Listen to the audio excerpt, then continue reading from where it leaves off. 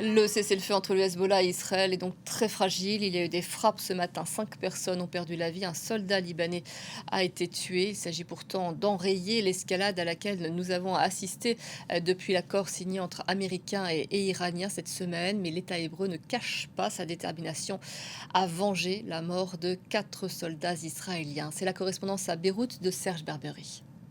Et ce qu'il faut retenir ce matin, c'est surtout l'extrême fragilité donc de ce cessez-le-feu. L'accord est bien entré en vigueur hier à 16 heures, heure de Beyrouth, après une médiation menée par les États-Unis et le Qatar avec l'appui de l'Iran. Mais sur le terrain, les armes ne se sont jamais vraiment tues. L'armée israélienne a poursuivi ses frappes dans plusieurs secteurs du sud Liban, notamment dans les régions de Nabatiyeh et de Jezine. Et le Hezbollah a lui aussi poursuivi ses attaques, des attaques donc contre des positions israéliennes au sud Liban. Ce climat de tension a des conséquences, vous savez, très concrètes pour la population. Ces dernières heures encore, des habitants qui espéraient pouvoir rentrer chez eux ont parfois dû faire demi-tour.